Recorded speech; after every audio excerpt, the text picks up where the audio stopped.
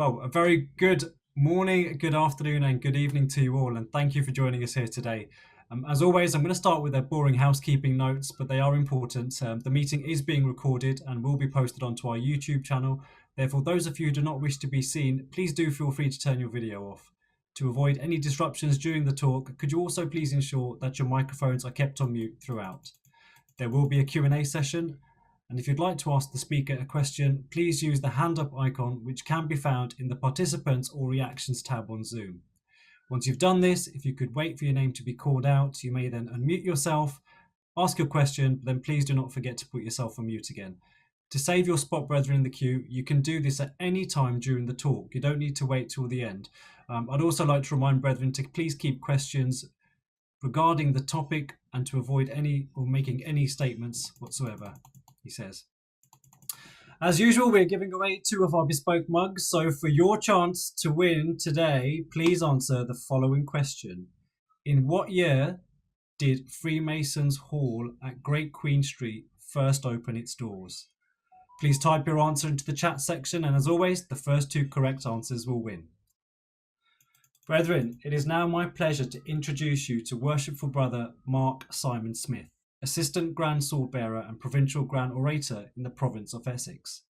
Mark started his Masonic journey when he was initiated into Loughton Lodge, number 8455, where he was subsequently passed and raised. It is no surprise that he is also a member of 4 other craft lodges. Mark has been interested in military history all his life. He has been visiting the battlefield since 1986 and has led tours for over 20 years. Married to Helen, an antique dealer, they have 2 dogs, Tilly and Molly. Mark enjoys opera, classical music, reading, shooting, and is a consultant for A.H. Baldwin & Sons Limited, managing the medal department. Mark is the resident medals and military expert on the BBC television programme The Antiques Roadshow, BAFTA nominated for the Holocaust Special in 2017. He's also a director of Barbed Wire Tours, Battlefield Tours, and Smudgers Talks. He is a freeman of the City of London and graduated in 2007 from University College of London with a master's degree in museum studies, and was curator of the Royal Artillery Museum, Woolwich, for 14 years. Brethren, Mark has wowed many an audience with his wonderful talks, and I'm absolutely delighted that he kindly agreed to conduct a talk on our platform today. So without further ado, Worshipful Brother Mark Smith, the virtual floor is yours.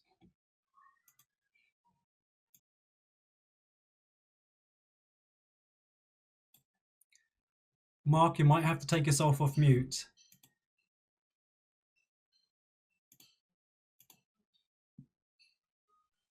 You want to try it now, Mark? Yeah, thank you. Okay. Right. Well, good evening, everybody. It's a lovely day here in London, and I hope it's nice where all the rest of you are.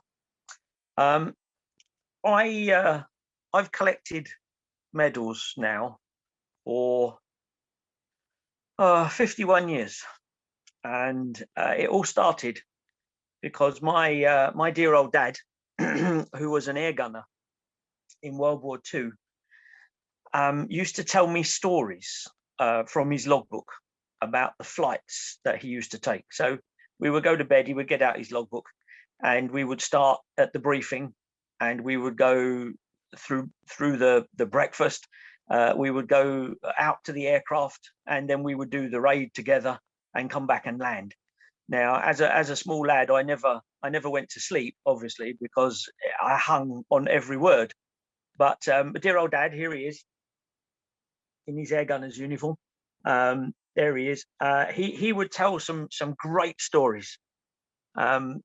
Now, on Friday afternoons, I used to be taken down to see his mum, and in her sideboard there was a little wooden box, and in that wooden box were the medals that had been awarded to my dad during World War II. I used to look at them every Friday and then pack them back up in the box and put them back in the sideboard. And on this particular occasion, my nan said to me, "Would you like to take these home? You do have to promise to look after them." I said, I certainly will. And on that Friday afternoon in 1969, I took my dad's medals home and I made a display in my bedroom. Now, when Dad left the Royal Air Force in 1946, he trained as a school teacher.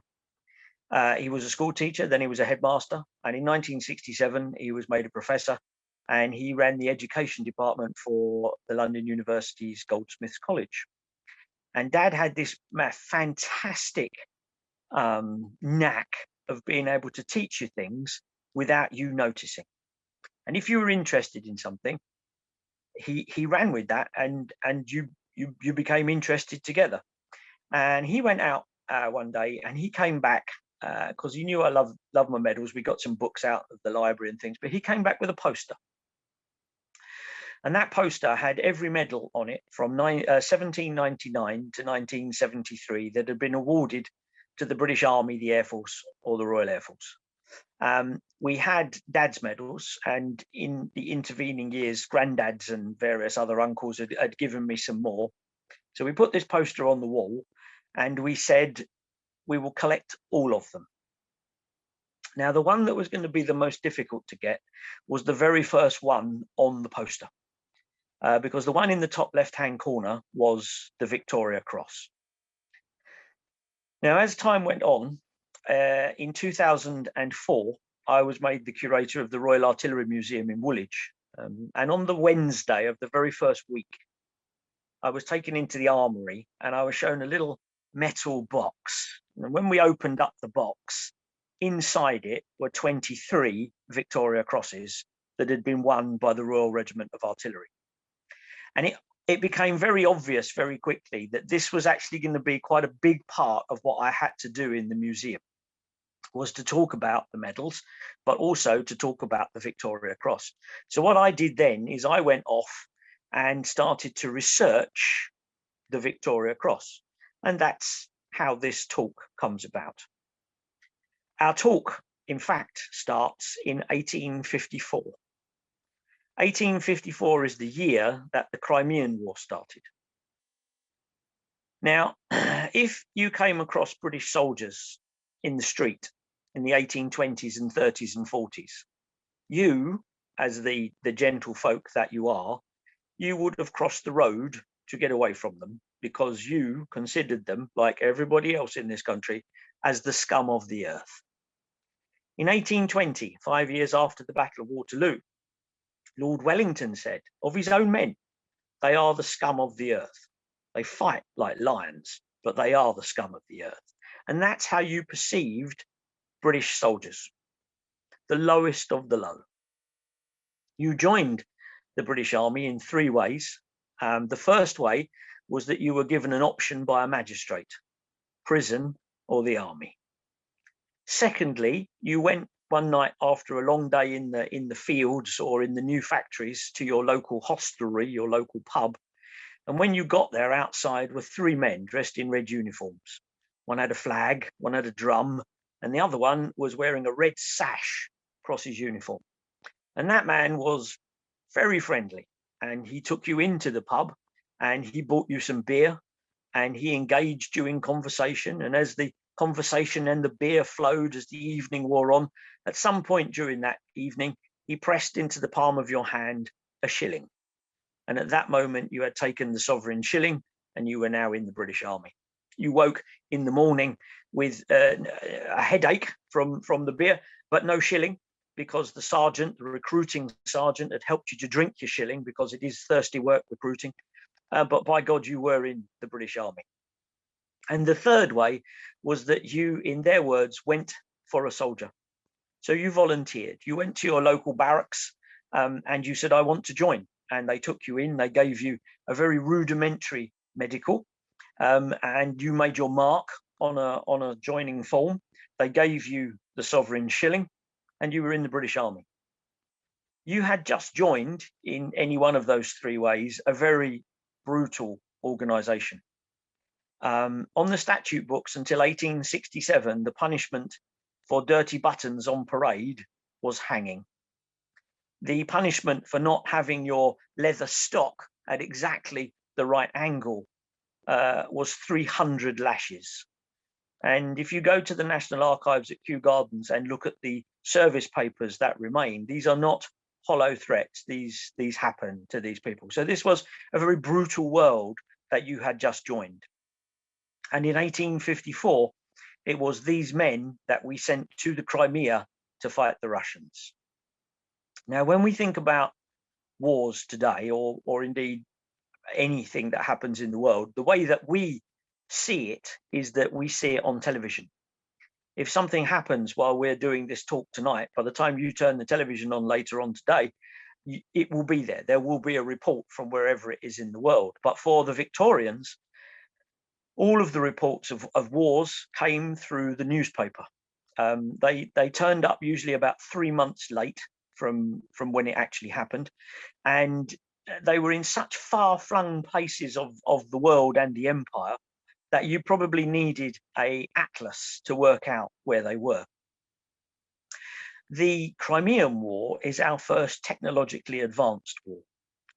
So we had laid an electric telegraph from London under the Channel across France, and we extended it down into the Balkans and then up into the Crimea itself. And this was Morse code relay stations, which allowed the force commander in the Crimea, Lord Raglan, to send a message by Morse code back to London and receive an answer within 20 hours, which, if you think about it, in 1854 is almost real-time control from London on a battlefield 2,500 to 3,000 miles away. So it's really quite spectacular.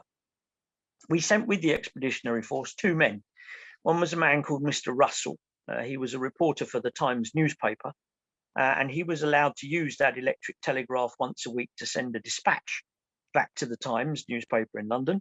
And we sent another chap called Roger Fenton, who was a photographer. And Roger Fenton was allowed to use the returning transport ships to send home the glass plate negatives of his photographs. So on the 25th of October, 1854, the Light Brigade charged into the valley. On the 6th of November, 1854, Mr. Russell's story of the charge was in the Times newspaper. And in that week's edition of the Illustrated London News, there was one of Roger Fenton's photographs of the valley they had charged along, still dotted with cannonballs, now turned into an etching, but there it was in the paper. Now, if you read Mr. Russell's story of the charge, it's fantastic. You can find it on the internet, but he wrote lots of stories from the Crimea. He wrote lots of stories as well, but he was a really good journalist. And if you read his description of that charge that he watched happen, and then imagine yourself as a Victorian lady or gentleman and sit in that November of 1854 in your leather chair in your library, and as you start to read the story, you can smell the horses. You can feel your horse through his words moving underneath you. As they start to move, you sort of edge forward slightly in your chair, and eventually, as that 14-year-old lad blows the bugle for the charge, you are now right on the edge of your chair, and you go with them down that valley through his words. The story of the charge takes 7 minutes to read. The charge of the Light Brigade lasted 7 minutes. So you do it in real time, and it is really good. It is boys' own stuff. It is fantastic. And as these stories started to come back to England and people started to read them in the paper, their opinion of British soldiers started to change. So they started to say, look at how good these soldiers, our soldiers, Her Majesty's soldiers, look how good they are. I mean, they've got to be the best in the world. They're Her Majesty's soldiers to start with. But look how some of them are dying. And look how brave some of our boys are, our soldiers and our sailors, in incredible stories that we're reading of things that only happened last week. And here we are reading about these incredible stories. What reward is given to the soldiers and sailors for such acts of bravery? Now, this got momentum as a question, and it went to the House of Commons. And the House of Commons answered it by saying, well, in 1854, so if you bear with me, just last year, the army instituted a medal called the Distinguished Conduct Medal. It is the highest award for bravery for other ranks in the army. And not to be outdone by that, but the Royal Navy instituted something called the Conspicuous Gallantry Medal in January 1855, also the highest award for bravery for other ranks in the Royal Navy. And the public said, well, that is fantastic. What about officers? They said, well, officers are a little bit more difficult because, first of all, they're officers, so they are supposed to be brave. That's what it's about. So if you are going to bring to us the notice of an officer who has been brave, then he is going to have done something above and beyond what we would normally expect of him. The other problem we have, though, is that we don't actually have anything to give him. We have something called the Companion of Bath, but this is not a medal for gallantry. This is an award of chivalry. So we have to sort of fudge the statute. So the real problem is we don't have something. So the public said, well, what we believe is that there should be one reward, the ultimate award for bravery, for the army, for the navy, and for all ranks. And this, as a concept, got momentum. It went from the House of Commons to the House of Lords, and eventually ended on the desk of a Freemason called Lord Panmure. He was the Secretary of State for War. It was Lord Panmure's job eventually to take this idea of the ultimate award for bravery to Her Majesty Queen Victoria. He actually got an audience with Prince Albert. He went in, he met the Prince, he took with him paperwork that explained what the public were asking. He explained to the Prince what the main point of the question was. And Prince Albert said, I think Her Majesty will be very excited about this. I will take your paperwork, I will talk to Her Majesty, and then I will invite you back to the palace when we have spoken. So just about a month later, Lord Panmure was asked to go back. He met again with Prince Albert. And in front of the Prince on the desk was the paperwork that Lord Panmure had brought with him the month before. But now, as Lord Panmure looked across the desk in front of the Prince, he could see that every single page of his document had now been annotated in green ink handwriting, the hand of Queen Victoria herself. Every single page, every margin, everywhere. And on the top of the very first page, Her Majesty had written the Victoria Cross. So she gave it its name, and she told us what it would look like, a cross. In one of the margins, Her Majesty had written, I do not want this medal to be made of something precious. I do not want this medal to be worth money, because it's not about the medal, it's about the deed behind the medal. That's the important thing. Prince Albert said, Her Majesty is very excited. What she would like you to do is to go away and to come back with some models that she can choose from. However, Her Majesty has seen a medal. The medal was in use between 1808 and 1814 and was only given to officers. It is called the Army Gold Cross, and it is what is known as a cross pate. So it is a cross, but the top part of the cross is wider than the base of each arm, a cross pate. The Army Gold Cross has a lion, a separate piece brazed onto the front of it, another lion brazed onto the back. It's quite a big medal, and it is made of a solid block of 22 karat gold. Just the block of metal on its own, with the bar and the suspender, is about £80,000 worth of gold as a lump. Prince Albert said Her Majesty has seen this, and she's quite keen on that type of design. So they went away, and one of the designs that came back was indeed a cross pate. It was a little bit smaller than the Army Gold Cross. The lion now was part of the front of the medal, and he was standing on a crown. And under the crown was a banner, And on the banner, the man who made the model wrote the words "for bravery." Her Majesty chose this particular model, but she said, this wording will not do. All of my soldiers and sailors are brave. I want it to say "for valour." And they are the only two words on the front of a Victoria Cross. Her Majesty then asked, how will you join the cross to the ribbon? And they said, well, Your Majesty, the ribbon will end in some sort of a metal bar, and there will be a loop or a hole, and there will be a ring, and there will be some sort of a hole in the top of the cross, and that's how they will join together.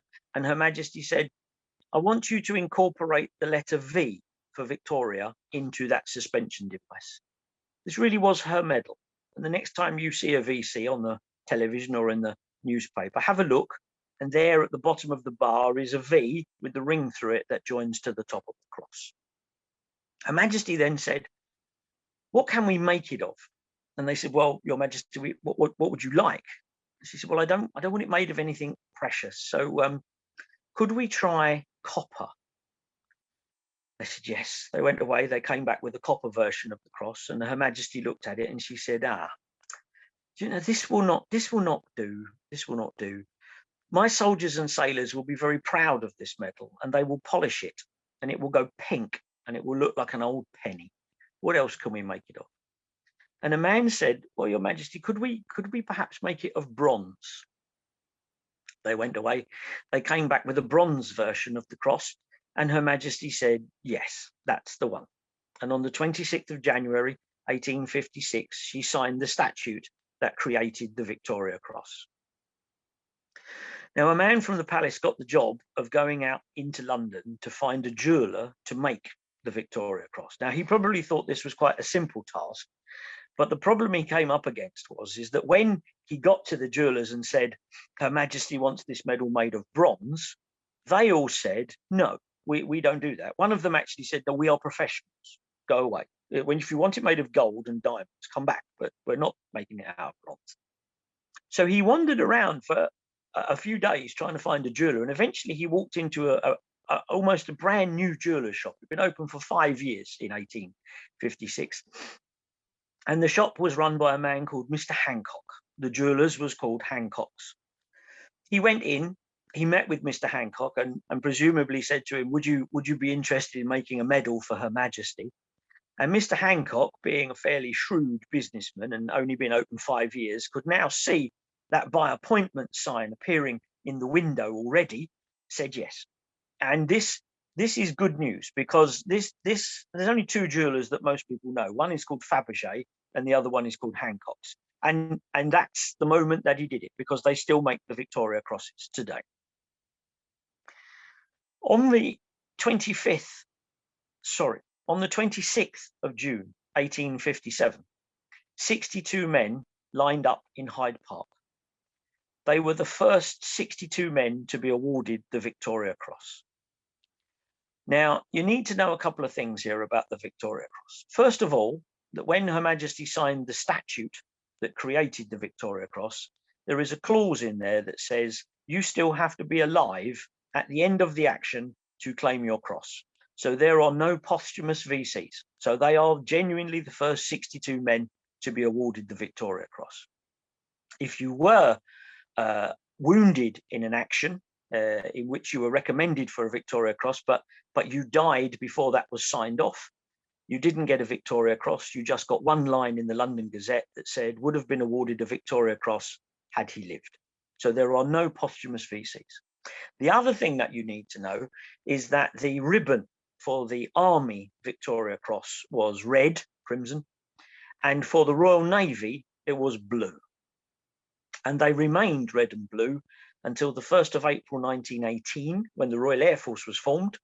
They went to His Majesty King George V and said, what colour ribbon would you like for the Royal Air Force VC? And at that moment, he said, from now on, I want them all to be red. And he really upset the Royal Navy because they were very proud of that blue ribbon. But from the 1st of April 1918, the blue ribbon went and they all changed to crimson. However, before that, red and blue. Now, We now know that the Victoria Crosses are made by Hancocks, and we now know that they are made of bronze. And I am sure if I could actually talk to some of you and ask you the question, and I said to you, where does the bronze come from that the Victoria Crosses are made from? I am sure some of you would be nodding at me now and saying, I can see one or two of you nodding and saying that they come from a Russian cannon captured at Sevastopol during the Crimean War. Well, when I was at the Royal Artillery Museum, as part of this learning process, I phoned up Hancock's, the jewelers, and I went to see them. And they have the most incredible records for the VC you have ever seen. They are leather-bound ledgers with all sorts of detailing. There's a little book with all of the engraving on every Victoria Cross ever made, all completely different, so that only Hancocks know what they put on the back. There's the name of the man who supplied the ribbons, the man who supplied the cardboard boxes that they go in, the name of the man who did the engraving of the man's name on the back at a farthing a letter, even down to the man who supplied the steel pins. We'll come back to the steel pins, but the detail is incredible. And I was talking to a lovely man called David Callahan, who was the managing director, and we spent a great afternoon together. And towards the end, I said to him, "So David, when the block, the cannon came from the Russians, you know, where's the moment? Where's the paperwork that goes with the Russian cannon?" And he said, "Yeah, we don't have that." And I said, "Well, why not?" And he said, because we didn't get a cannon from the Russians at Sevastopol. What we actually used was just a stock piece of bronze. It may have been a cannon barrel, but it didn't come from the Russians. It was just a piece of bronze. And I was genuinely shell-shocked at that point, because I had always known this story, that that's where the bronze came from. Now, if I take you back to that parade on the 26th of June, 1857, and I take you back just a week to the 18th of June, 1857, and to a Times newspaper column, a man wrote in the Times on the 18th of June, "Next week, Her Majesty will present 62 of the new medals, the Victoria Cross. They are made of a very mean piece of metal. They are made of bronze taken from a cannon captured from the Russians at Sevastopol." And that's where the story comes from. It is just a newspaper story. Today's world, it's fake news, but it was just a newspaper story. There we go. On the 26th of June, 1857, those 62 men have been practicing all week for Her Majesty to arrive by carriage. There was a dais already laid out. Her Majesty was to dismount from the carriage. She was to come onto the dais. They were to walk up to it. Her Majesty had been told that a cushion would arrive next to her. On the cushion would be the man's Victoria Cross. At the top of the ribbon, at the back, there would be a metal strip, and from that, 2 1.5-inch long steel spikes would have been soldered. Her Majesty was told, pick the medal from the cushion, place your thumb on the metal bar, place the 2 steel spikes on the gentleman's coat, and press, and you will award him his Victoria Cross. On the big day, Her Majesty arrived on time, but not in a carriage, but riding a horse, side saddle. She remained mounted. She rode up to the side of where the dais was. The men shuffled to their left slightly, so that they were now still in line with her. The first man was a man called Commander Thomas Raby. He wasn't the first man to win the VC. That was a man called Lucas, but he was the first man in the queue. Commander Raby marched forward smartly, came to Her Majesty and the horse. The cushion arrived with the blue ribboned Victoria Cross on it. Her Majesty picked up the cross. She put the 2 pins onto his jacket and pressed, just as the horse moved. And she pushed those 2 steel pins straight into his chest.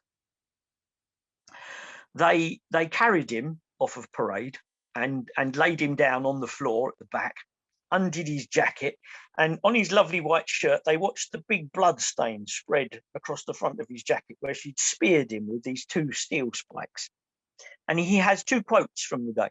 And the first was, "I did not feel I could make a fuss as Her Majesty gave me the highest award for bravery. And his second quote that day was, "I was more badly injured receiving it than I was winning it."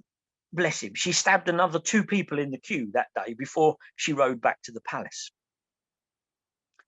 On the 9th of October, 1862, out on the China station, there were 4 ships. One ship was called HMS Sphinx, and on board HMS Sphinx was a man called able seaman George Hinckley. The force commander of the 4 ships asked for volunteers to form a naval landing party. George volunteered. They got off the ships, they marched inland in China, and their target was a walled city called Fenghua. When they got to Fenghua, they found that it was enormous. The wall was about 200 yards long, with a gate in the middle and castellations along the top. In front of that was a market square, a completely empty, flat, devoid of any cover square, about 200 yards wide and about 200 yards deep. Down the left-hand side of this square were houses. Down the right-hand side were a stream and broken ground, so difficult to maneuver on. But at about the 200-yard mark from the gate, there was a ditch. The sailors got into the ditch. They got themselves ready. They waited. Presumably the whistles blew, and they made a frontal assault across this completely open square and were absolutely murdered by the defending Chinese fire. They fell back under fire to the ditch. And when the smoke from the guns finally sort of blew away, right out in the middle of the square, there was a wounded sailor. And he started to wave for help. And as he did so, all of the Chinese along the wall started to shoot at him. George Hinckley saw this, and of his own volition, he climbed out of the ditch under fire, and he ran the 100 yards to his man, picked him up, put him over his shoulder, and under fire, ran him back to the ditch. We're told he wasn't content with that, but pushed his way along the ditch until he found the doctor and laid the wounded man at the feet of the doctor.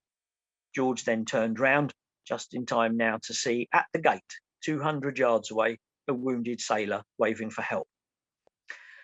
George climbed out of the ditch, this time under fire again, and ran the whole 200 yards, picked up his man, worked out he probably wouldn't get back to the ditch, but ran to one of the houses on the side of the battlefield. And as it says in his citation for his Victoria Cross, to a place of safety.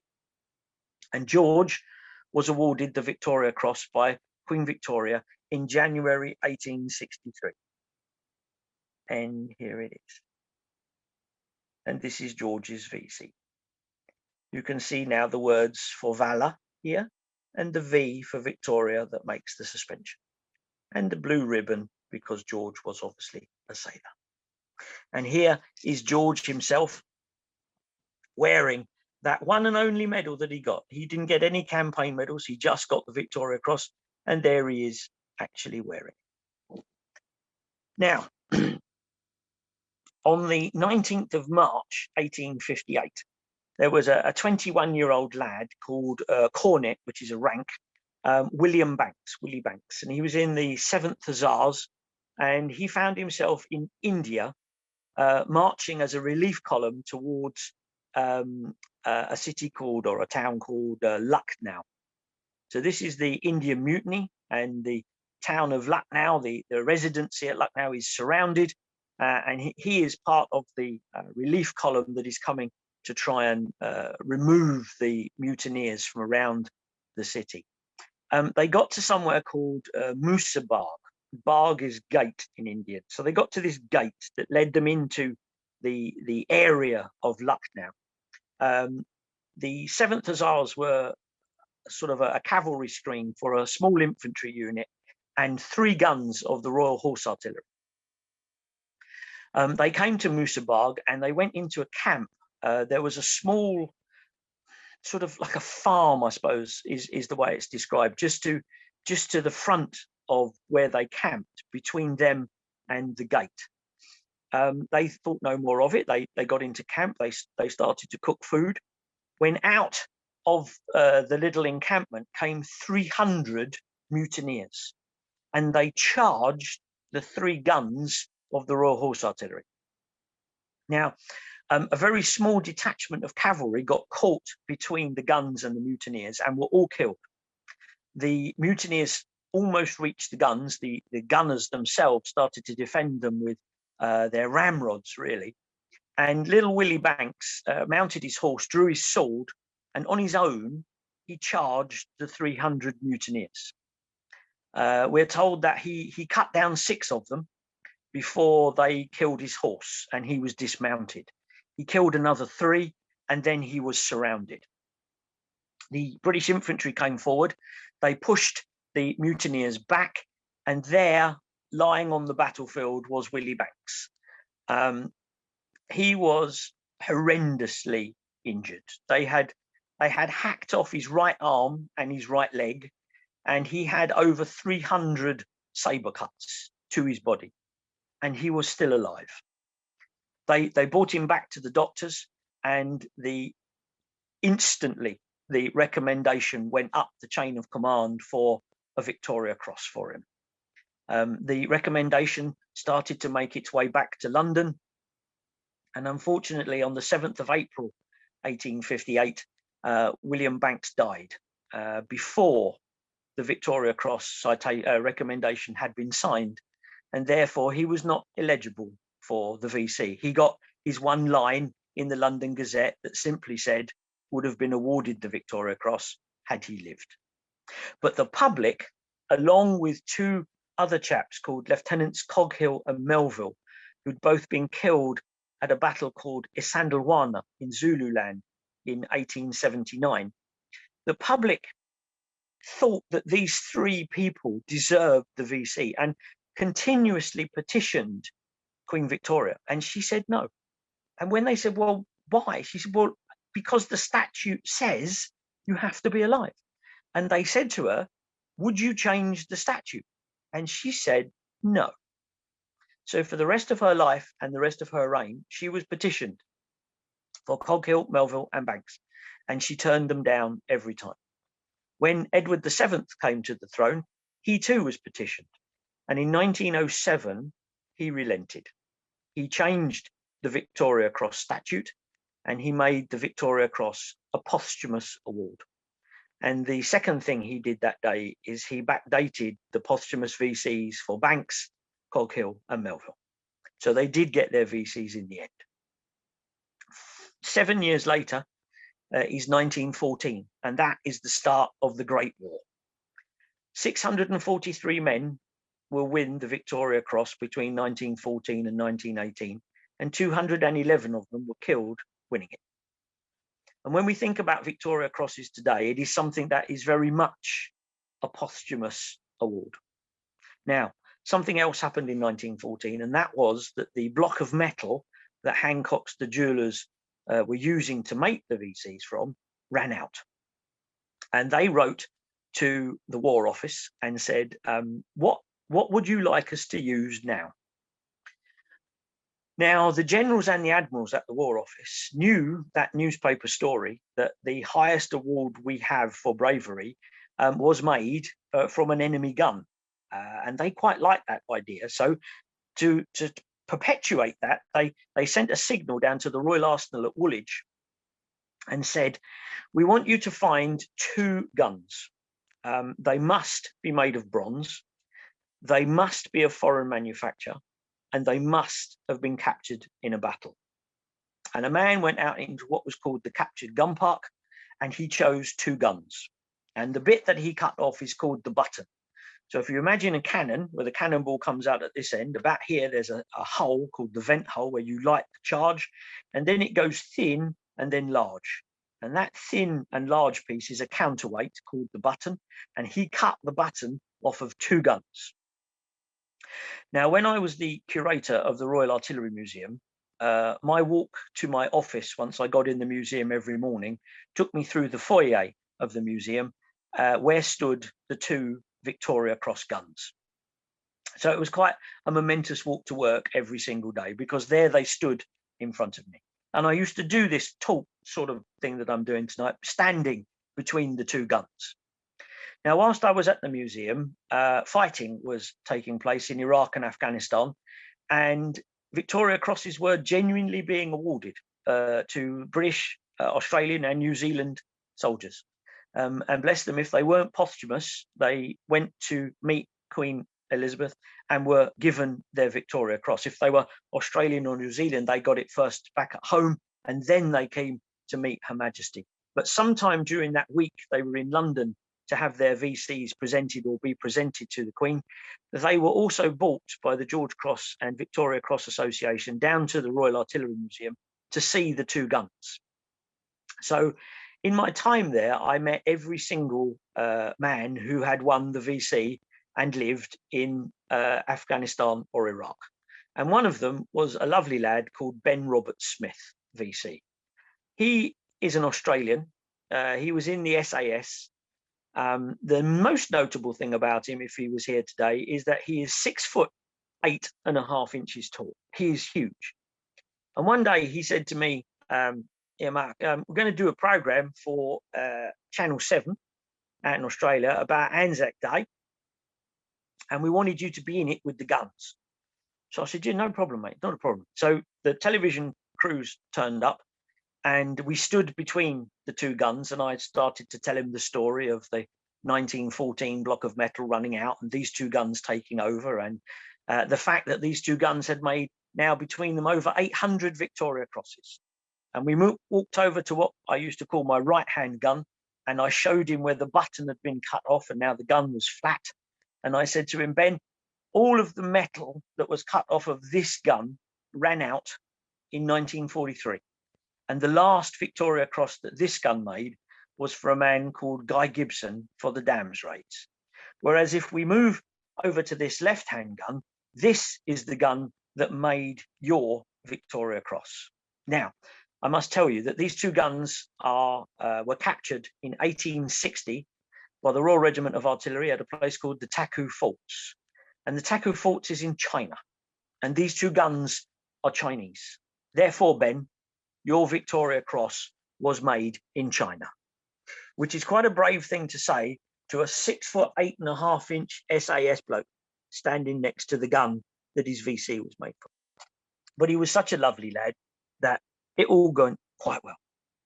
Now, on the 1st of July, 1916, the British Army attacked on a 14-mile front on the Somme from a village called Serres in the north to a village called Maricourt in the south.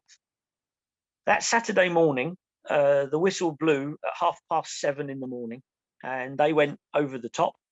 And before the first lull in the battle, which lasted, the battle lasted that morning till the first disasters, really, for about an hour. And in that hour, 18,311 men were killed and 42,000 men were wounded. 1 hour. Now, the battle itself would last for 4.5 months, 500,000 dead and wounded on the battlefield at the end of the battle. But in that first hour, not only were those men killed and those others wounded, but 9 men were awarded the Victoria Cross. One of them was a man called Lionel Reese. Now, Lionel's a little bit different because he was a pilot in the Royal Flying Corps, a fighter pilot. He took off that morning with a wingman to fly over the battle as it took place below him. And at some point during that flight, his wingman disappeared. And today, in 2021, he is still posted as missing. But Lionel, alone now, pressed on, and he saw a formation of British bombers coming back from the German side. And he thought to himself, I will fly up and I will escort them home. He flew up, got in amongst them, and bless him, at that moment was when he worked out he got it wrong. And in fact, they were all Germans. And they all started to shoot at him. Now, remember, their aircraft are made of canvas.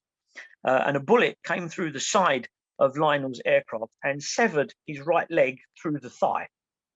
His knee and foot fell into the bottom of the aircraft. He rolled out of combat and fished about inside the stump of what was left of his leg until he found the artery, the femoral artery, which was bleeding, and he closed that with his thumb and his forefinger.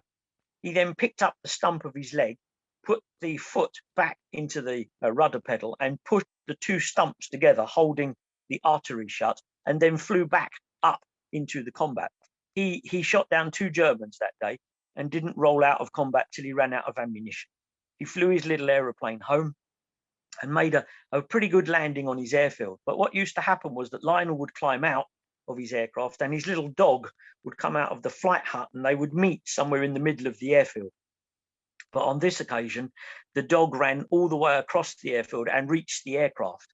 And the ground crew thought, something wrong, and started to run. They got to Lionel sitting in his aircraft, holding his artery shut and his two stumps together. And they said to him, "Are you all right?"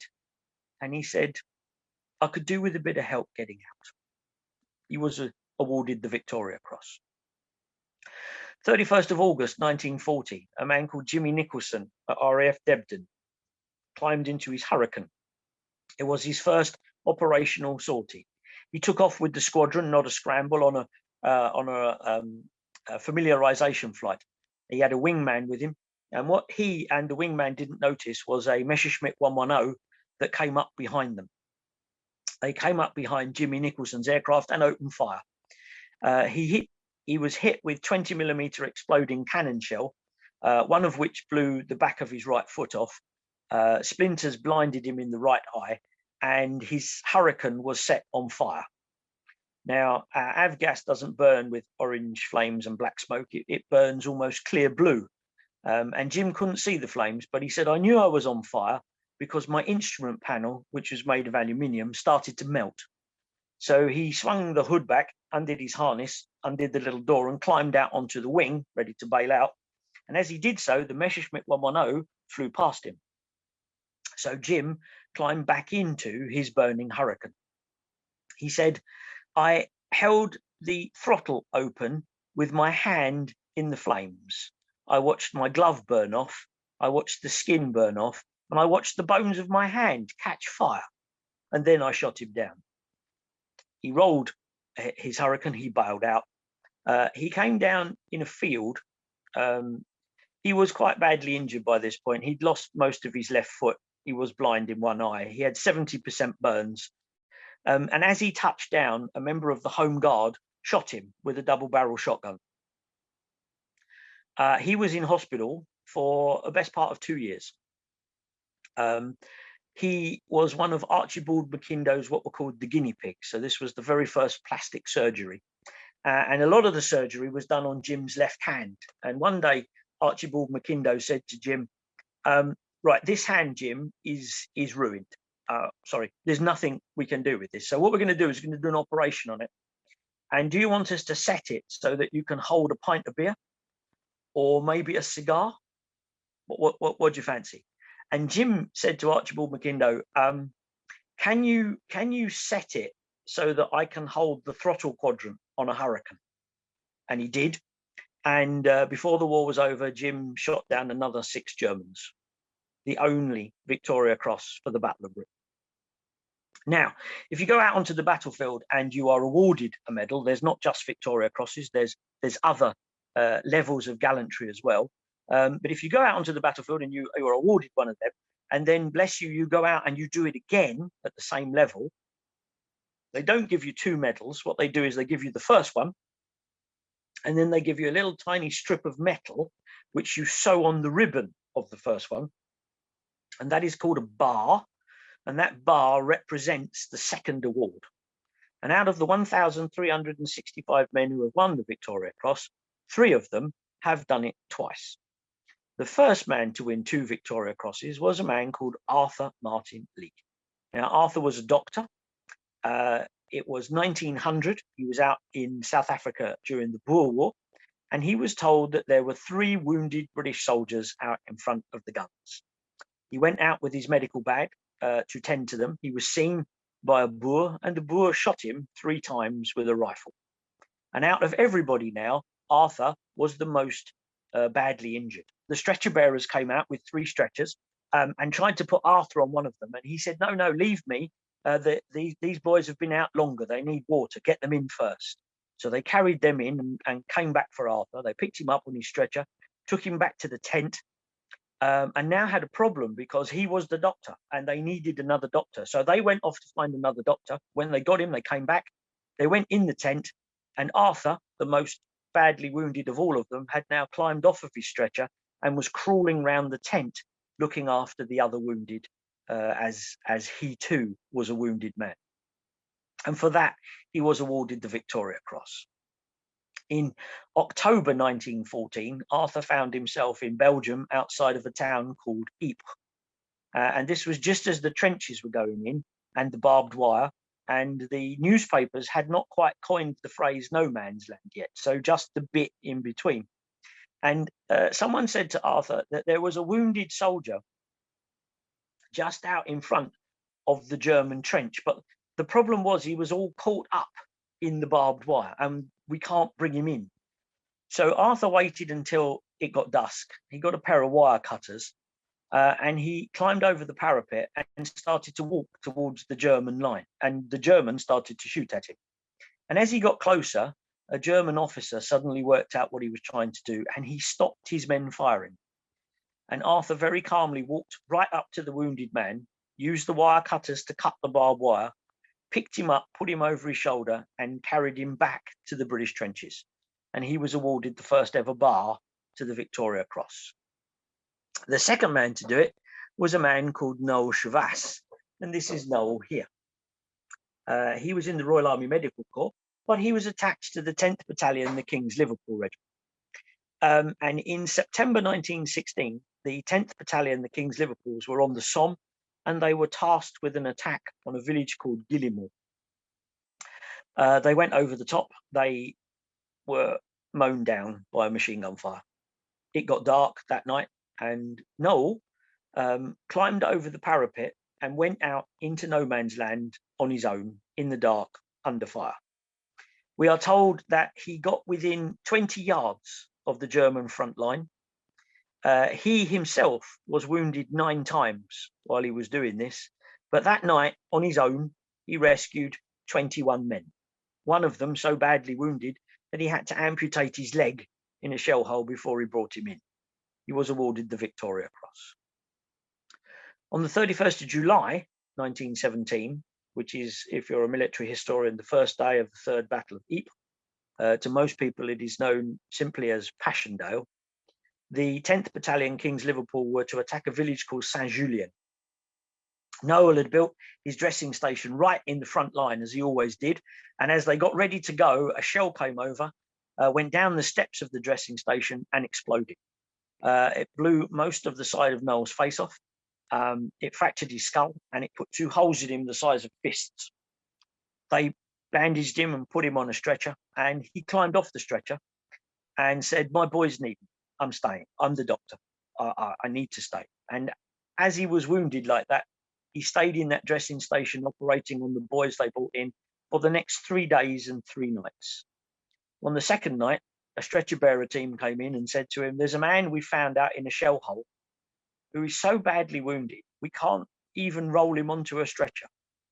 What would you like us to do, sir?" And we believed that they were looking for the answer, "Shoot him." But Noel said, "Take me to him." So they went out into no man's land.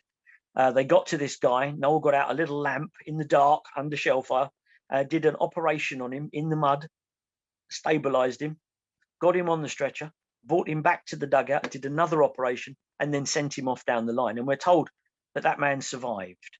What Noel hadn't told anybody was that whilst he was doing the first operation, a shell had burst behind him and he'd been hit in the back of the head by shrapnel. And it wasn't until he cleared his man that he took the shrapnel out the back of his own head. At the end of the 3rd day, they said to Noel, "Look, you've done it. You're finished. There's no one else you can help. There's a stretcher. Away you go." And he said, "Well, there's people worse hurt than me. I'll walk." Now, from Saint-Julien to a place called Brandhoek, it's about 5 miles. I've actually done the walk. And what he was going for was number 3 casualty clearing station. And whilst he was on that walk to the clearing station, there was shellfire. He threw himself on the floor and he filled these holes here full of mud, picked himself up, got to the dressing station. And the chap who was running that dressing station was a chap called Arthur Martin Leake, the only other man to have won 2 VCs. He did an operation on Noel and then looked after him for the rest of the day as he died of blood poisoning. But he was awarded the 2nd bar to the Victoria Cross. The last man to win 2 VCs was a man called Charles Upham. Now, Charlie Upham was a New Zealander. He was a fighting soldier. He was a sergeant in 1941 on the island of Crete. He was part of the rear guard action as the German paratroopers were landing. The British and Commonwealth soldiers were falling back towards the port, and Charlie Upham was the rear guard trying to stop them. And they got to a point where the Germans had managed to get behind them and set up a machine gun. And Charlie Upham said to his men, "That's it, boys. We'll every man for himself now. But someone's got to knock out that machine gun before we go." So Charlie said, "I'll do it." He pulled out a grenade. He ran towards the machine gun, and the guy saw him and shot him through both ankles. But he kept running, threw the grenade, hit the floor, and knocked out the machine gun post. The platoon went out, picked up Charlie Upham, took him down to the docks, and got him back to North Africa. His wounds were healed, and he was awarded the Victoria Cross. And his citation says that without the actions of Charles Upham, Sergeant Upham, on that day, at least another 10,000 Allied soldiers would have been captured without making that route to the port available. They promoted him, they made him a captain, and in 1942 he was on something called the Rusiat Ridge. Rusiat Ridge is a kidney-shaped ridge. It's about 40 miles from the coast, and beyond it is something called the Great Sand Sea, or the Katara Depression. So you cannot drive a tank through this. The Rusiat Ridge is about 2 miles long, and as I say, for the next 40 miles, that's just open desert, and at the time that was just full of British soldiers in depth. And on the coast, there is a railway station called El Alamein. You can't really attack that 40-mile in-depth line. You can't go through the Great Sand Sea. So the key to all of this, as Rommel knew, was to take the Rusiat Ridge, turn up behind the British, hit the coast at El Alamein, and then turn right and go for Cairo. And if you could do that, you're pretty much going to win World War II. So in October 42, Rommel put in this big attack onto the Rusiat Ridge, and Charlie Upham, Captain Upham now, was up there. He says in the citation for the bar to his Victoria Cross that early in the action, Captain Upham was wounded.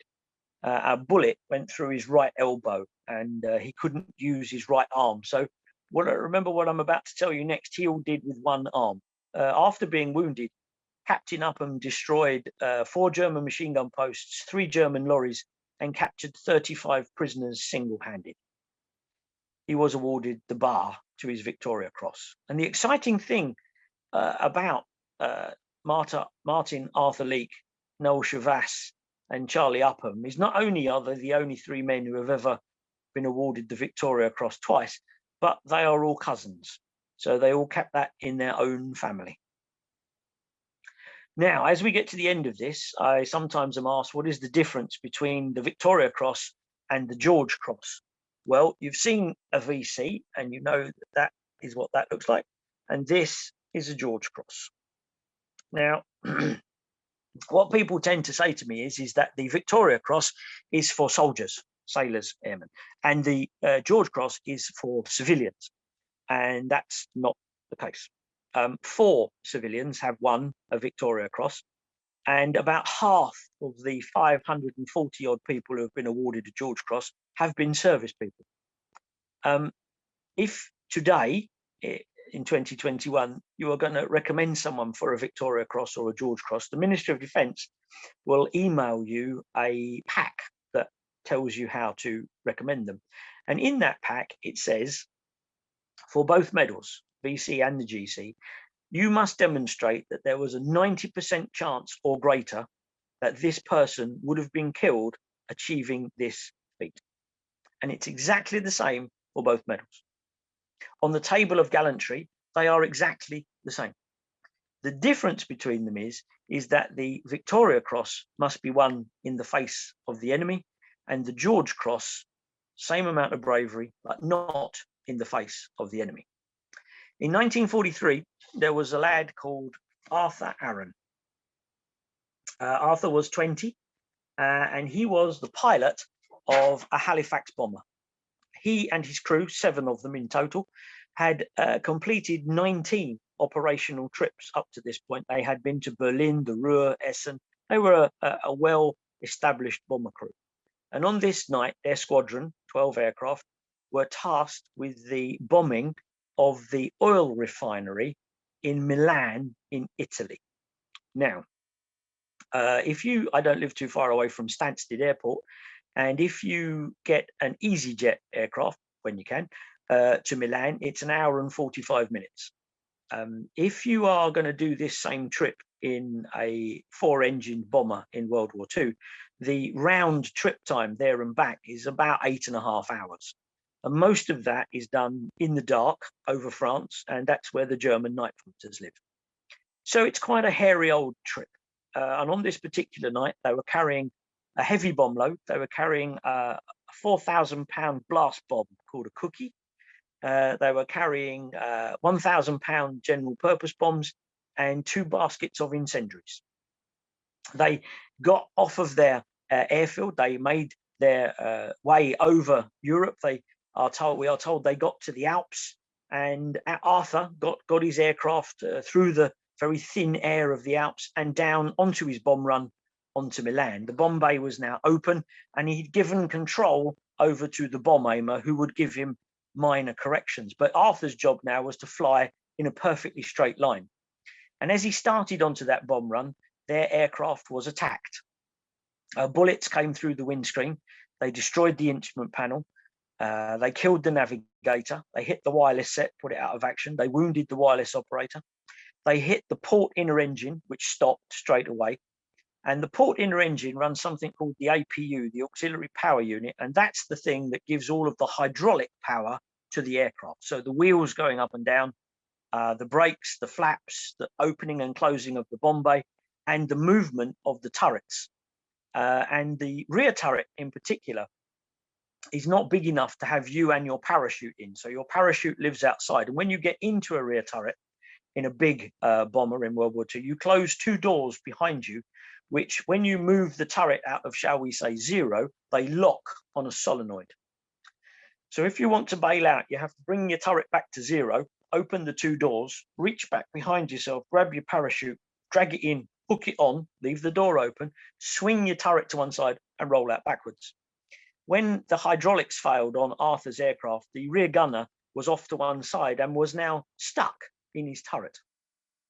The bullets that came through the windscreen, they hit Arthur. They blew his bottom jaw off. He lost his tongue. He lost the side of his face. It blew his left arm off at the elbow, and 2 bullets hit him in the chest. He just about managed to keep his aircraft going until the flight engineer undid his harness, picked him up, literally dropped him on the floor, and climbed in to start flying the aeroplane. Never flown an aircraft before. The rest of the crew came forward, picked Arthur up, carried him back to the rest bed, did an awful lot of first aid on him, but Arthur could no longer speak. And when they got to the point where they were going to give him the morphine syringe, he started to pull at people's parachute harnesses, and eventually someone gave him a piece of paper, and on the piece of paper with the pencil they gave him, he wrote, "Don't give me any morphine because you're going to need me to land this thing." They went back to the flight engineer, flying the aircraft, never done this before, and worked out that the navigator was dead. This aircraft wasn't going to get home. All the other engines were beginning to overheat. They'd lost all the maps at this point. So what they decided is that first they would get rid of all the bombs, so they let them go, but then found that the bomb bay would not close because of the lack of hydraulics, and that's the same circuit as the wheels. So now the chances are the wheels won't come down. And then what they did to get them anywhere is that they thought they would fly on to the island of Sicily. And the way they would do this is by just simply following the coast of Italy in a straight line till they got to the bottom and turned right. And that's what they did. The wireless operator, he wounded as he was, he tried to mend his radio set and eventually got this thing to work, and he sent SOS to Sicily. And they sent back a recognition and then sent him, "What's wrong?" And he said, "Right, okay.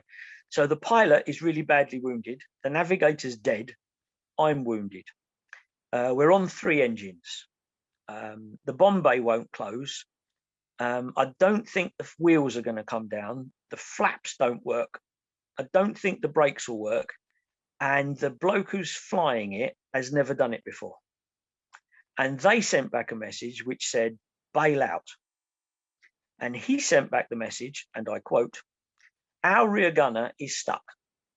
And as a crew, we have decided that whatever today will bring, we will do it together." And they said, okay, we understand, but you're going to have to circle because we've got to get other people in. So they started to circle the airfield, and they watched a squadron of Wellington bombers that had been on a raid come into land. And they counted in 11, and then thought, right, it's our turn. But the tower said, hold. So they carried on circling. And out in the distance, there was one more Wellington bomber coming in. And this guy was trailing black smoke behind him. They'd been hit over the target somewhere by flak.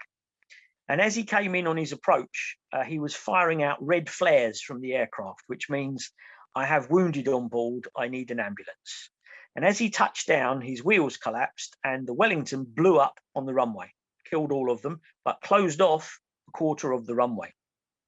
So what is now facing our novice pilot is to bring in this crippled aircraft, reach a burning wreck, sort of hop over it, and then make a belly landing with an open bomb bay on the other side. They told Arthur what was going to happen, and Arthur wrote on his piece of paper, put me back in the seat. So they carried him through the aeroplane.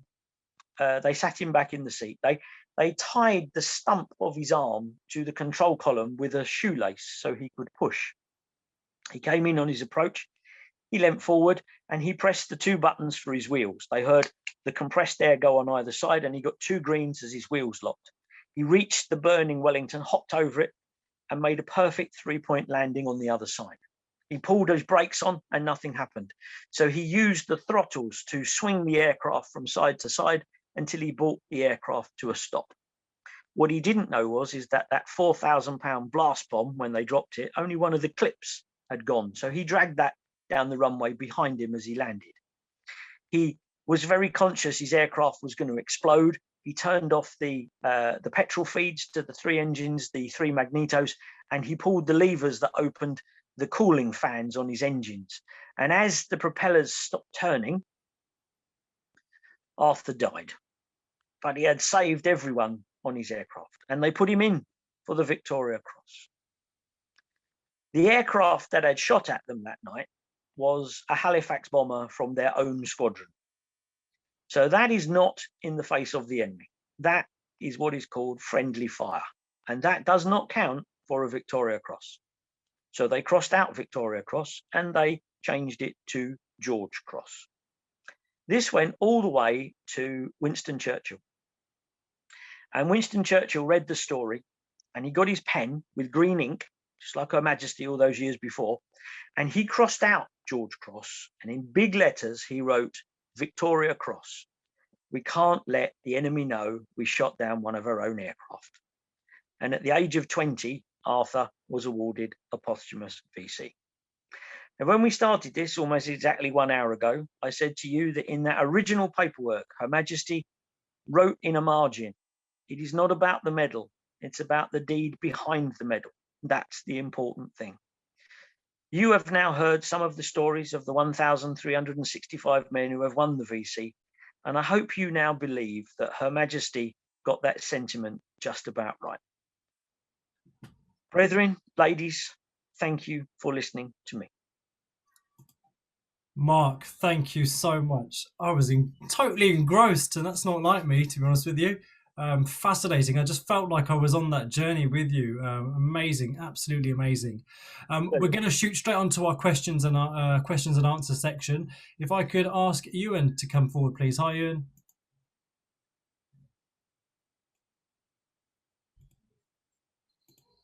It should work now, Ewan. Right, it's up. Right, it's working. Yeah, the one thing you didn't mention was the pension that goes with the Victoria Cross. I'm not sure whether that goes with the George Cross as well, but I think originally it was £100. Has that gone up anything? Oh, okay. So very, very first off, when it first came out in 1856, it was 10 guineas. And by World War I, it was 100 guineas. World War II was the same. And nowadays, it's £5,000 lump sum tax-free every year. But it only goes to people who have lived to receive the Victoria Cross. So if it's posthumous, it doesn't go to the family. and when you die, it stops with you. But it's £5,000 tax-free at the moment. I didn't realise that. Thank you. Thanks, Ewan. Thank you.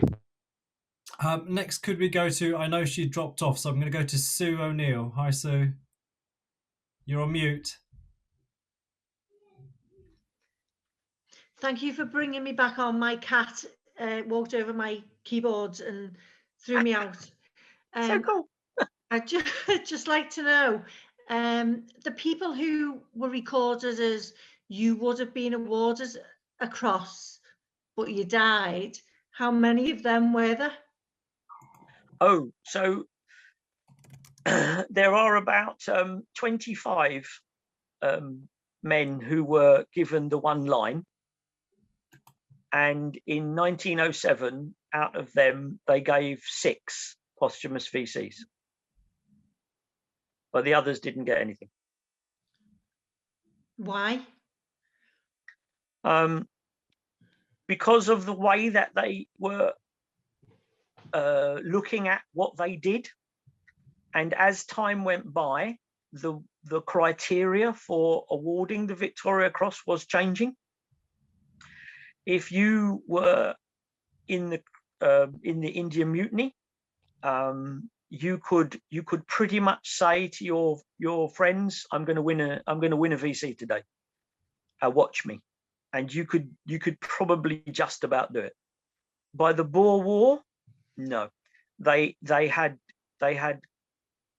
changed the criteria for awarding these things, and they were making it much more difficult to meet the criteria. And if you think about the way it works today, it's virtually impossible to meet all of the criteria, which is why there are now so few of them. For the Falklands War, just 2.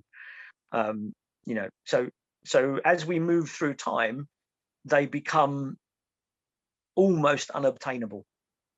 And by the time 1907 came, the way that they were looking at what had happened before was also changing.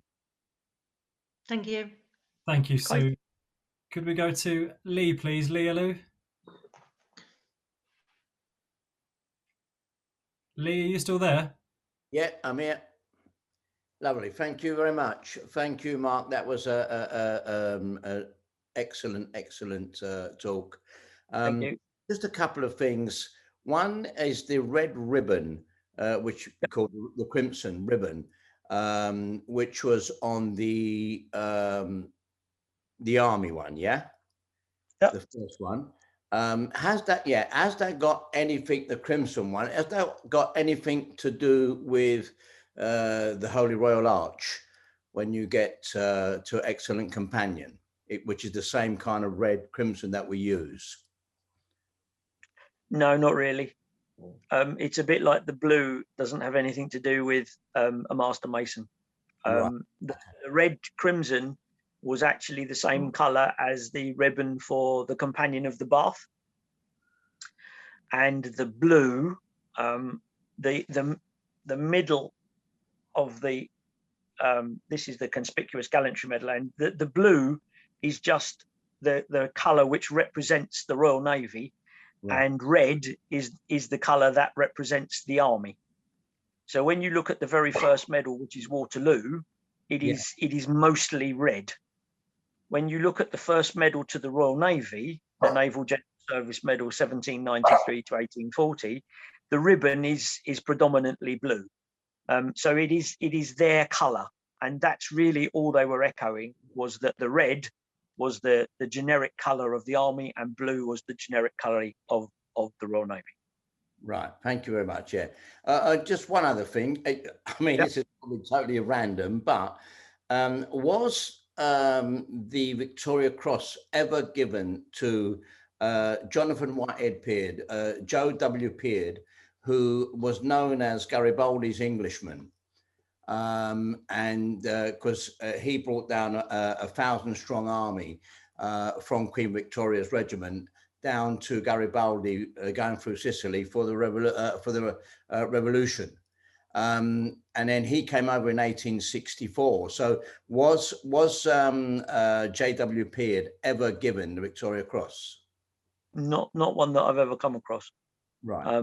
I could look it up and email Amy afterwards, but that's not one I've come across. No. Lovely. Thank you very much, and we enjoyed your talk. Thank you. Thank you. Honestly, I will slap your hand later for asking 2 questions. Thank you, Albert. Next, could we go to Alan Buck, please? Hi, Alan.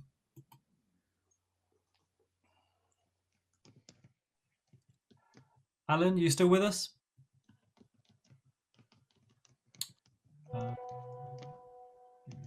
Okay, we'll maybe come back to Alan. John. No, I'm there now. Yeah. Oh, brilliant.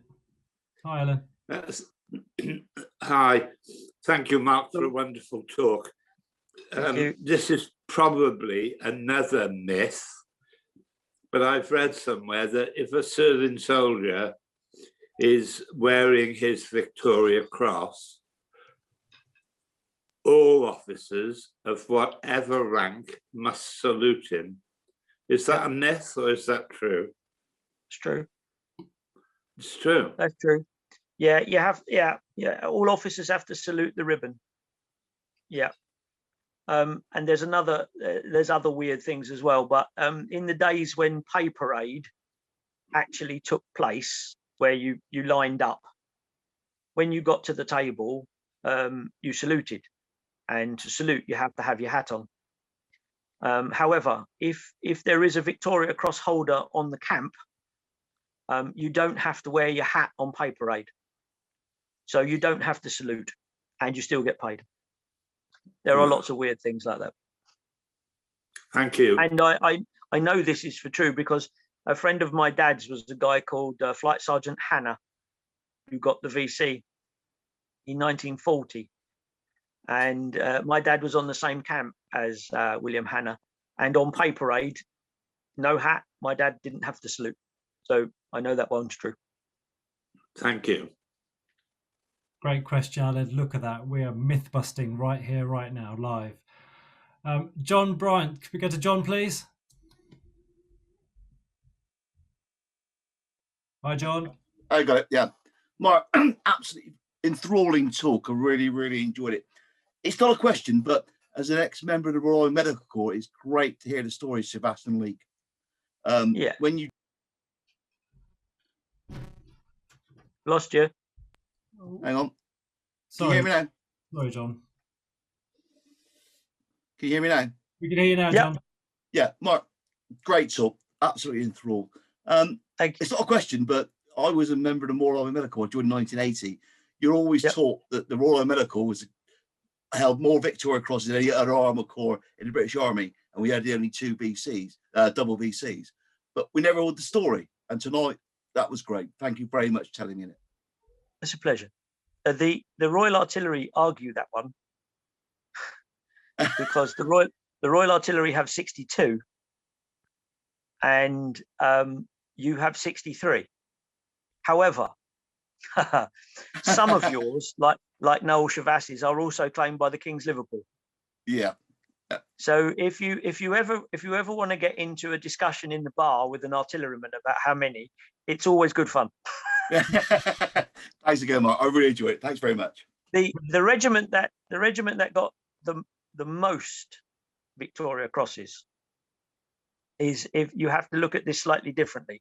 Right. The Royal Regiment of Artillery was formed in 1716. So it took them over 300 years really to get 62, if you see what I mean.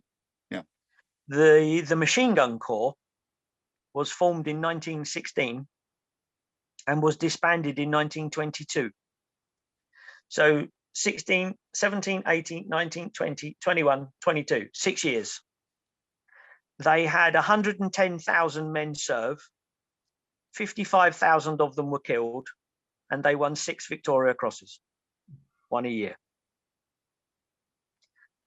I like that statistic because great. that is going some, you know.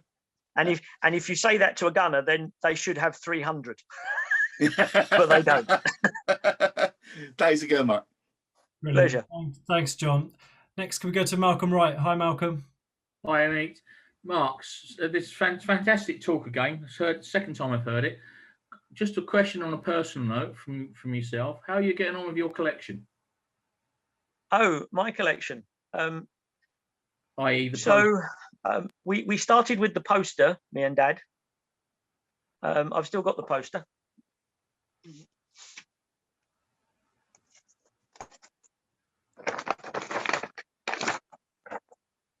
There is the poster.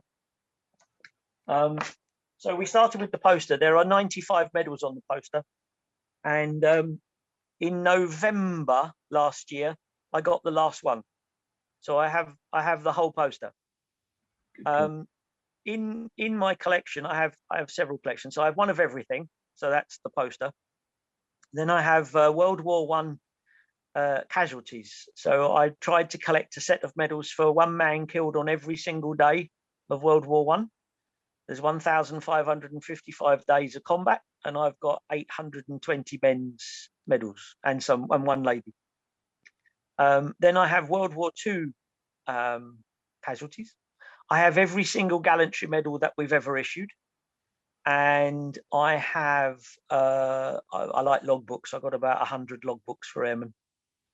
So the room that I'm sitting in at the moment, which is my library, I've got just over 7,500 medals in here. Good God.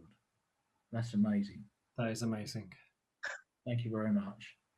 Thank you. Next, can we go to Gary Davies, please? Gary. Hi. Fantastic talk, Mark. Which is the one as a battle that earned the most Victoria Crosses? Oh, so the most Victoria Crosses to one unit on one day is for the 24th of Foot B Company, who were the men who defended Rorke's Drift. So the film Zulu. Yeah, well, I'm from Brecon, so the South Wales border is museums here. So I thought I was right. I was right with that.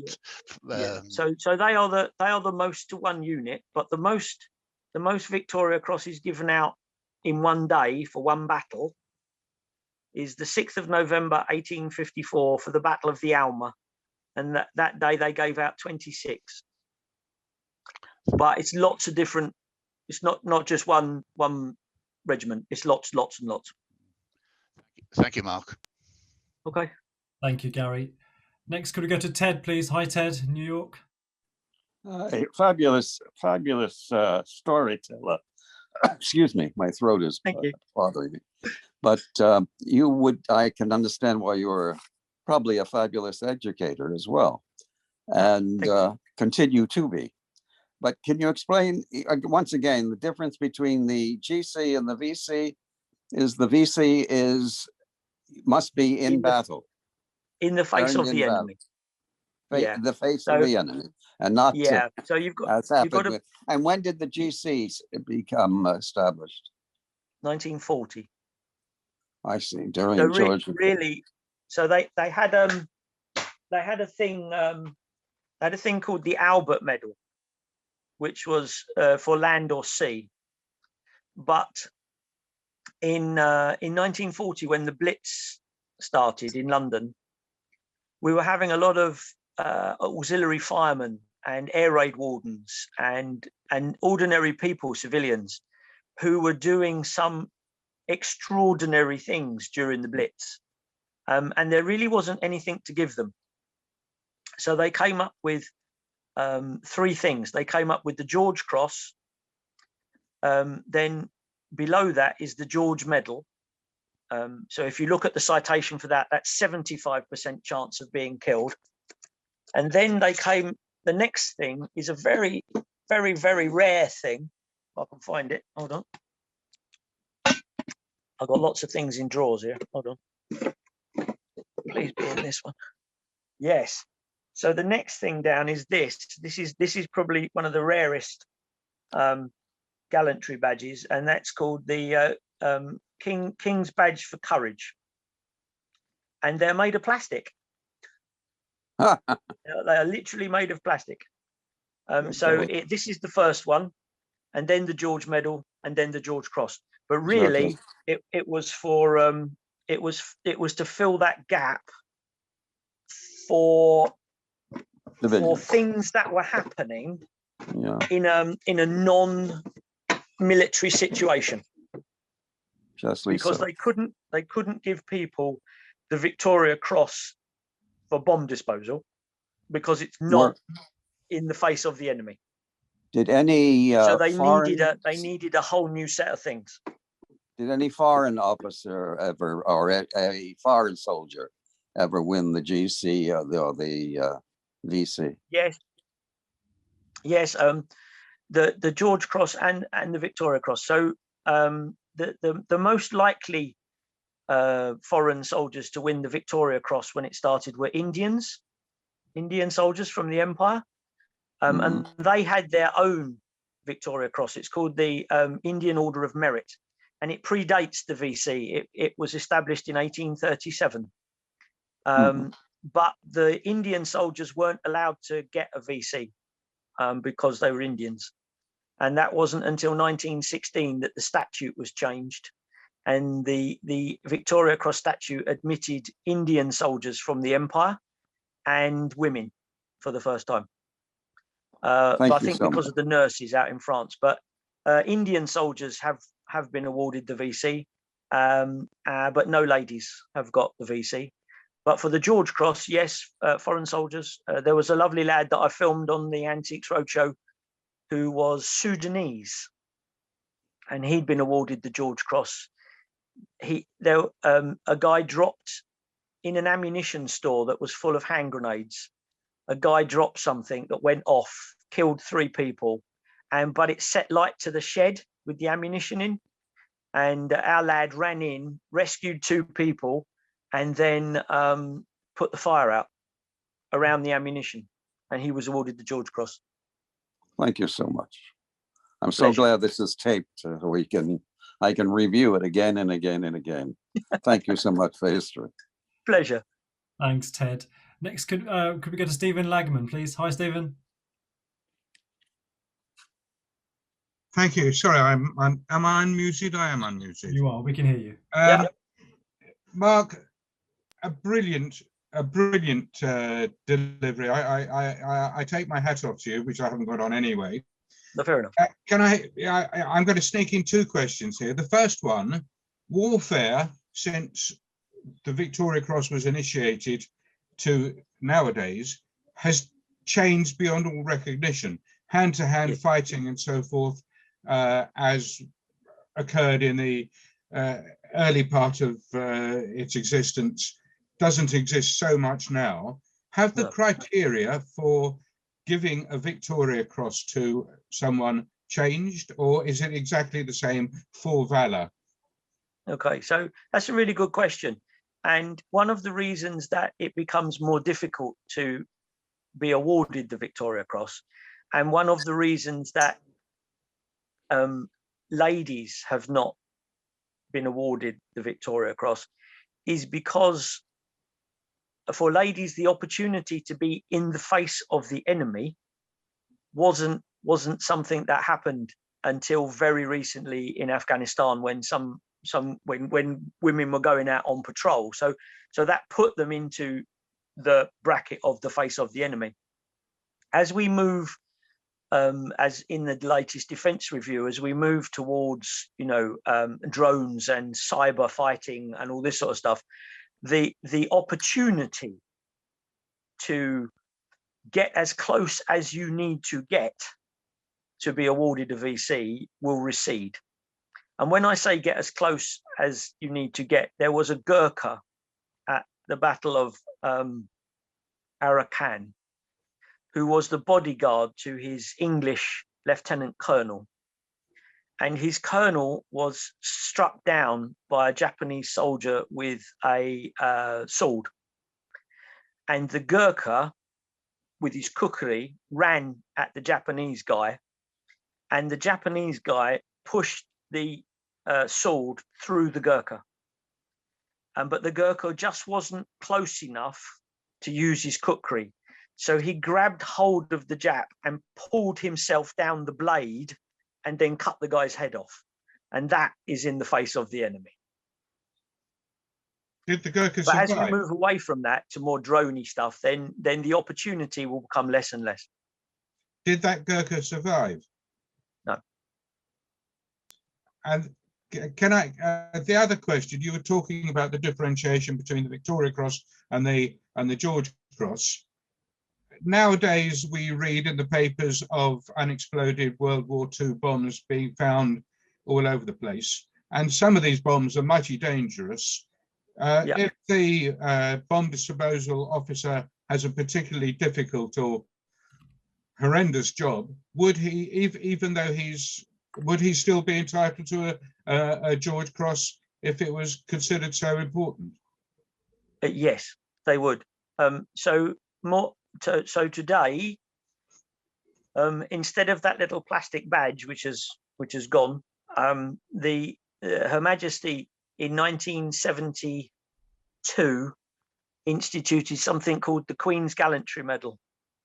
So the hierarchy would now be for bomb disposal: Queen's Gallantry Medal, George Cross. But yeah, they are still very much out there to be awarded as and when required. Yes.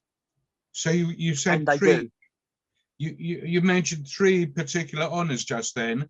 Is it sort of, does it depend on the difficulty and the danger involved, or the seniority of the military man doing the job? It's the danger. The level of danger. Thank you. Absolutely terrific. Which is a very hard thing to quantify. Thank you, Stephen. That's another name I'm putting down on my naughty list. Oh, sorry. Oh, sorry. I do beg your pardon. No, don't worry.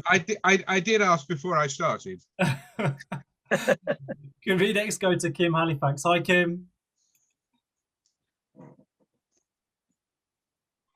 Good evening. Good evening, Mark, and thank you for an excellent lecture. And I will get some brownie points back with Amit, I think, on behalf of everybody. And I'll just say that it's not going to be a question. It's going to be a statement, which will require no response. All that I wanted to do, Amit, was to make the audience aware that Mark is not only an expert, as we all know, on the VC, but Mark, I'd like personally to thank you for the work that you undertook as an ex-serviceman, breaking up the counterfeit of gallantry medals that were flooding, not flooding, but they were creeping into the market, and some people were making an awful lot of money out of it, which the audience may not know. And Mark, thanks to your sterling work and your expertise, Dan got busted. So thank you, sir. He did. Yeah, he got 2 years. That's all. Absolutely. Kim, it was worth having you on just for that. Thank you very much. Could we go to Dudley, please, next? Thank you. Yeah, thank you, Nate, and thank you, Mark, for a brilliant talk. I had the pleasure on one occasion of holding a Victoria Cross, and that was valued at the time, many years ago. It was at a LGRA meeting at Great Queen Street, and it was valued at that time at £165,000. I assume it depends upon the connotation of the medal, the way it was awarded, as to the value, or is it a general figure that they're all worth about the same, or does it vary tremendously about the connotation, the way it was awarded? Yeah, they vary. They vary according to the story, and they vary according to the rarity by war. So, Noel Chavas's VC and bar sold for $1,500,000. I saw one sold last week for North Africa, 1942. That sold for $350,000. The general sort of value for First World War one these days is $250,000. So you're gonna have to put your hand in your pocket these days to the tune of about 200,000. Yes, thank you. And then and then sort of go up from there. Johnson Bahari's would be something like $750,000. Yes, I was at his initiation. It was a double initiation. Yeah, I was there too. That was a great evening, wasn't it? Absolutely brilliant. Yeah, that was good fun. So Dudley, I'm assuming the check's in the post. Yes, this one, this is George's one. This is the only VC for the Second China War. So that's about $250,000. Wow, thanks, Dudley. Great question. Next, we've got I've got 4 more hands up. Are you okay for time, Mark? Yeah, absolutely. It's just my dogs are trying to get in. Do you want to let them in? You can let them in. No, you don't. No, you do not want to see how loud they can bark. Could we go to Bob Firth, please? Hi, Bob. Hi, evening all, and thank you for an excellent evening and chat. Being an Irishman, how many have the Irish regiments received BC? Oh, okay. That would be off the top of my head, but I would say about 25. Thank you very much. Thank you. Next, could we go to Egil? Hi, Egil. Hello there. Thank you for an excellent presentation. I think I saw that same presentation a couple of weeks ago. But anyhow, Tommy Ricketts, is he the youngest one ever to receive a Victoria Cross? What was his name? Sorry. Tommy Ricketts from Newfoundland. Tommy Ricketts. Okay, so the youngest 2 are the same age. Thomas Ricketts. Sorry. Thomas. I can't. Hang on. Bear with me 1 second, because I can't hear.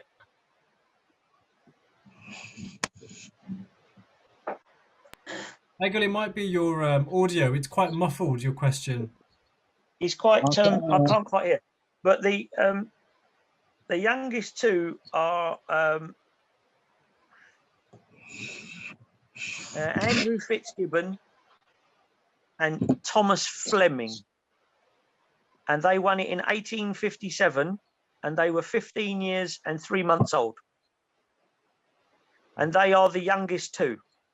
The next one that people usually tell me about is Jack Cornwall, who was 16, and the oldest person to win one was 69. Thomas Ricketts was only 13 when the First World War started, and he was let me see. He was found in the trenches in France, July 12, 1916. It do say on the paper I have, it do say he was the youngest to receive it, but it may be wrong. He's not. He's not on the list of the youngest. I think one of the problems that he would have is the same. There was a guy called no, I can't remember. Sorry, it's gone off the top of my head. There was a guy who was shot in 1916 for desertion on the Somme in a village called Mailly, and his mum wrote in and said he is only 17, and you can't get shot until you're 18. And they said on his service papers it says 18. So this is where lying about your age went the wrong way, because when they shot him he was 17, but according to the army he was 18. So I think one of the things that might be confusing, that if that is a story to be looked at, then because he said he was older than he was, they put him down as old he was. Whereas the 2 lads from the mutiny were genuinely 15 years and 3 months old. So they are the youngest 2 in the statutes. I do have a paper from a brother in Ontario. I can send to you or to Freemasonry. It's about the Victoria Cross. This was in 2016. Yeah, lovely. Please do. Send it to Amit. Yeah. Okay, I will. Thanks, mate. Thanks, Egil. Thank you. We'll go to our final question for today. Malcolm Wright. Hi, Malcolm. Hi, Amy. Hi, Mark. Sorry to come back to you again. Mark, is there something about an election VC? Is it where there's a group of people who put forward and only one person got it? Yeah, so it's called Victoria Cross by ballot. It's clause 13 in the statute. And this is when a unit or ship's company have distinguished themselves en masse, and Victoria Cross can be more than one, are put forward for the entire unit. So there are, this is from memory, okay, so there are 26 for the Indian Mutiny. There are 4 for the Boer War. There are 6 for the Lancashire Fusiliers at Gallipoli. And then there are 9 for the sailors and Royal Marines who fought at Zeebrugge in 1918. And literally, the names of those people who were in the action, including from the First World War ones, those who were killed, their names were put in a hat. So so you get so many for officers, other ranks, and NCOs. So if it's going to be one for each, then the names are put in the hat and one name is chosen, and that name from that rank band gets the VC, and everybody else gets a rubber stamp on their service papers that says was in the ballot for the Victoria Cross. Thank you, Mark. Thank you, Malcolm. Mark, if you don't mind, I have missed somebody out. Is it okay to get one more? Yep. If we could have Ray on. Hi, Ray.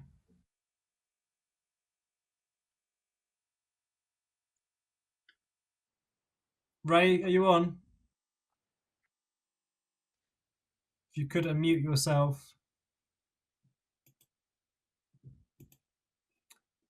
Sorry, thank you very much. Sorry about that. I got excited. Mark, thank you very much. You talked about the George Cross and the individuals.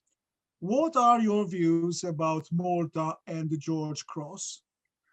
And I will not ask a question about the Elizabeth Medal because I would be infringing regulations. No, sorry, can you just ask me that one again? Because I just Yes, didn't my quite get it. question was, what are your views about the George Cross given to Malta as one island, not individuals? Oh, I see. And what I was not going to ask, and I'm not, is where the Elizabeth Medal fits in, but that's not a question. Okay, so the George Cross has been awarded twice to organisations or a country. Yeah. So the Malta got one in 1942. Yeah. Yes. And the Ulster Defence Regiment was awarded one en masse as well. So I think King George VI's thinking behind it was,